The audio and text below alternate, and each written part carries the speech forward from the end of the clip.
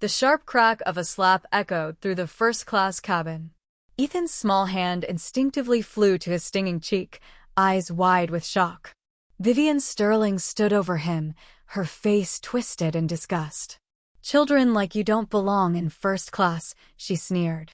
But as the boy's father, Marcus Blackwood, the CEO of Global Airways, returned from his phone call, the truth hit like a thunderclap. He had just witnessed his son assaulted by an employee of his own company. "That's my son you just assaulted." Marcus Blackwood's voice, calm yet seething with fury, cut through the heavy silence. His towering figure loomed over the scene, his eyes locked on the woman who had just struck his child. As the CEO of Global Airways, his presence demanded attention. But it wasn't his power that made everyone in the cabin take a collective breath.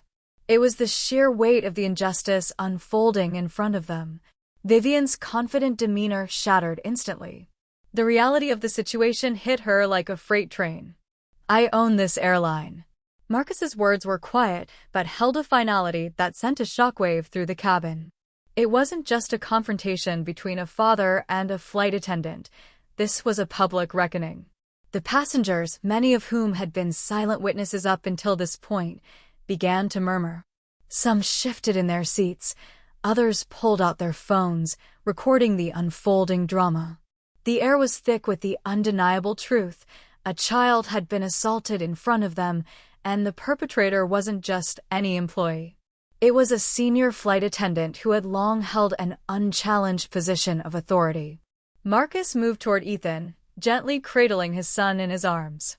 Ethan, still stunned and wide-eyed, had not made a sound since the slap, his small body trembling slightly. Marcus held him close, trying to shield him from the ugliness of the world that was already creeping into their lives. "It's okay, buddy. I've got you," he whispered, brushing his son's hair gently, trying to keep his own composure intact despite the roiling anger beneath his skin. Vivian, realizing the gravity of her actions, stammered, "Sir, there's been a misunderstanding." The boy, he was disruptive. "I had to, you slapped him." Marcus's voice cut her off, sharp and unwavering. "Do you understand what you've just done?" The passengers' murmurs grew louder, with some nodding in agreement while others began speaking out against Vivian's behavior. Before she could respond, another passenger, a woman seated across from Ethan, stood up. "She's lying," the woman said, her voice steady and firm. "I was watching the entire time. That child was well behaved." She caused the drink to spill and then hit him. "I saw everything." Marcus turned to the woman, grateful for her support. More passengers began to speak up, each offering their own accounts of the incident, their voices growing louder as the truth of the situation became undeniable. The room, once filled with quiet discomfort, was now charged with a shared sense of outrage. Vivian's smug expression faltered as she realized the enormity of her mistake. "You don't know who I am," she muttered defensively, her voice faltering. "I've been with this airline for 20 years.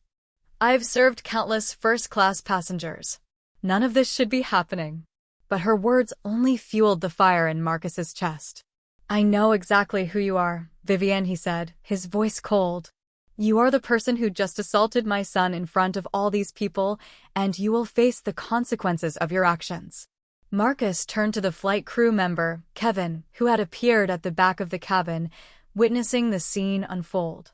"Kevin," Marcus said, his voice laced with authority. "Call security. Vivian, you're suspended effective immediately. You'll be removed from this flight, and we'll be handling this situation through the proper channels." The tension in the cabin reached a peak as Vivian, realizing that she had lost all control of the situation, tried to backpedal. "You can't do this," she pleaded, her voice now desperate. "I've worked for Global Airways for 2 decades. This isn't just about one child. This is about standards. First class is not for kids." But Marcus was resolute. "No, Vivian. It's about respect. It's about treating people with dignity regardless of their age or their background. You don't belong in this job if you can't do that." His voice rang out, steady and forceful, the weight of his words landing on everyone in the cabin. Kevin, not wanting to get further entangled in the escalating conflict, simply nodded and stepped away to call security. The other flight attendants, who had initially been silent, began to quietly exchange glances, their discomfort growing. "You've just made a very dangerous mistake," Vivian, Marcus added, his eyes narrowing with anger. "You've assaulted a child. You've attacked a CEO's son, and you've shown your true colors." As Vivian was escorted off the plane by security, her face flushed with panic. The passengers began to react. Some continued to speak out in support of Marcus, while others took their phones out, snapping photos of the chaotic scene. But amid the outrage, the truth was clear. The real victim wasn't just Marcus's son, it was everyone who had been complicit in allowing people like Vivian to act with such arrogance and hatred unchecked. As the plane began to taxi toward the runway, Marcus held Ethan close, trying to soothe his son, whose confusion and fear were evident in his wide eyes. "It's okay now, buddy," Marcus whispered, his voice softening. "We'll make sure something like this never happens again." But as the plane ascended, Marcus knew that the battle was just beginning. This wasn't just about getting Vivian fired. This was about dismantling a system that allowed her to rise to such a position of power in the first place. This was about confronting the deeply entrenched biases that had shaped Global Airways and many other institutions into something far uglier than they ever should have been. "This isn't over," Marcus thought to himself as he gazed out the window. The anger in his chest had not subsided, but it had evolved into something more focused, more determined. "It's just beginning." Marcus immediately initiated a full internal investigation into Vivian Sterling's conduct and the broader culture within Global Airways. He personally reviewed passenger complaint logs and employee feedback, uncovering a pattern of similar incidents involving Vivian and other employees exhibiting discriminatory behavior that had been previously dismissed or ignored by middle management. Within days, Vivian Sterling was not only terminated but also faced legal charges for assault and battery, thanks to the eyewitness testimonies and video evidence captured by other passengers.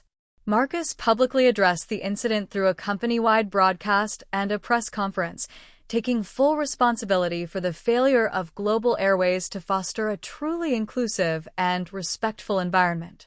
He announced sweeping reforms, including mandatory diversity and inclusion training for all employees, a zero-tolerance policy for discrimination of any kind, and the establishment of a confidential reporting system with independent oversight to ensure that complaints were taken seriously and addressed promptly.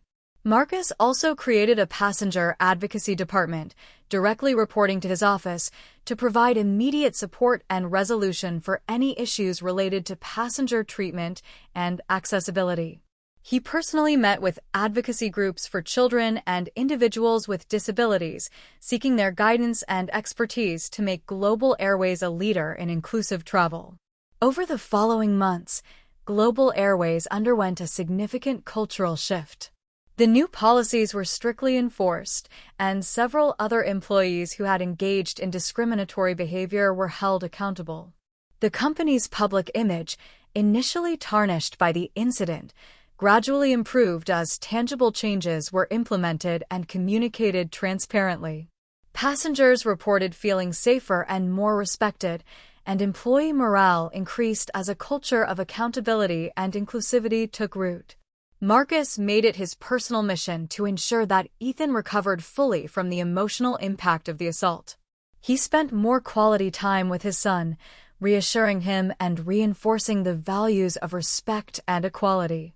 Ethan, witnessing his father's unwavering commitment to justice, grew into a confident and compassionate young man, understanding the importance of standing up for what is right.